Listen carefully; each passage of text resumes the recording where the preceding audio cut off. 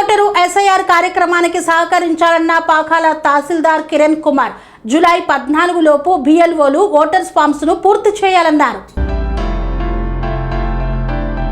తిరుపతి జిల్లా చంద్రగిరి నియోజకవర్గం పాకాల మండలం పాకాల తహసీల్దార్ కార్యాలయంలో తహసీల్దార్ కిరణ్ కుమార్ ఎస్ఐఆర్ కార్యక్రమంపై మీడియా సమావేశం నిర్వహించారు. ఈ సందర్భంగా తహసీల్దార్ కిరణ్ కుమార్ మాట్లాడుతూ పాకాల మండలంలో 55 పోలింగ్ బూతులు ఉన్నాయని, మండలంలో 69.13% పూర్తయిందని, ప్రతి ఓటరు బిఎల్ఓకి సహకరించి త్వరితగతిన 100% జూలై 14 లోపల పూర్తి చేయాలని తెలిపారు. ప్రస్తుతం పాకాల మండలంలో 44,165 ఓటర్లు ఉన్నారని, ఇందులో 29,673 ఓటర్ ఫామ్స్ ఇవ్వడం జరిగిందని, మిగిలిన ఓటర్లు ఓటర్ ఫామ్స్ పూర్తి చేసి బిఎల్ఓలకు అందించాలన్నారు. ఇందులో మైగ్రేట్ 127 మంది ఓటర్లు, డూప్లికేట్ ఓట్లు 191 ఓట్లు ఉన్నాయని తెలియజేశారు.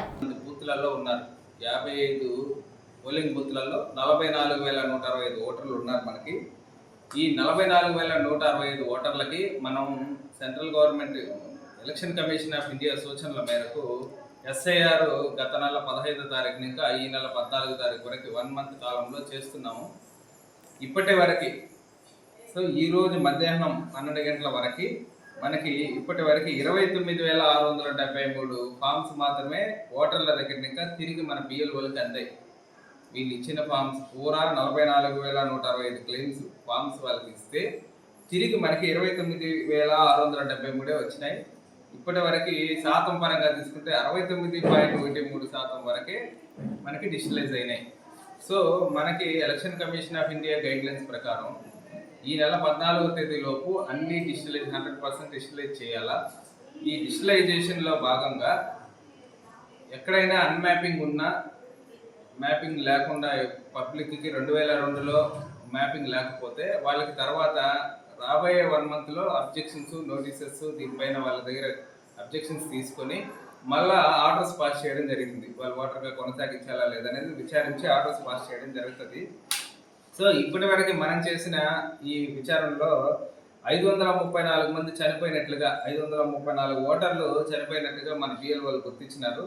అదే క్రమంలో 127 మంది మైగ్రేట్ అయినట్టుగా, 191 ఓట్లు డూప్లికేషన్ ఓట్లు ఉన్నట్టుగా, 5 మంది ఆ డోర్ నెంబర్లో ఆబ్సెంటీస్గా ఉన్నట్టుగా ఇప్పటి వరకు తెలిసింది.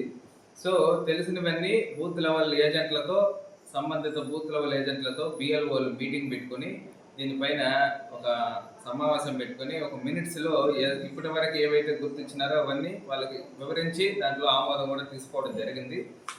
సో నేను ప్రజలకు విజ్ఞప్తి చేసేది ఏమంటే, మనకి ఎక్కువ కాలం లేదు, ఒక 6 రోజుల కాలమే ఉంది కాబట్టి అందరూ ప్రజలు వాళ్ళకి ఇచ్చిన ఎన్యూమరేషన్ ఫామ్స్ ఫిలప్ చేసి ఫోటో అంటించి సిగ్నేచర్ సంతకం పెట్టి తిరిగి బిఎల్ఓలకి, బిఎల్ఓ డేటా మీకు తెలియకపోతే కూడా ఆ ఎన్యూమరేషన్ ఫామ్ పైన బిఎల్ఓ పేరు, ఫోన్ నెంబర్ ఉంటుంది. సంబంధిత బిఎల్ఓలకి మీరు ఎన్యూమరేషన్ ఫామ్స్ అందజేసి మన మండలంలో పూర్తి స్థాయిలో డిజిటలైజేషన్ చేసేదానికి పూర్తిగా సహకరించగలరని కోరుకుంటున్నాను.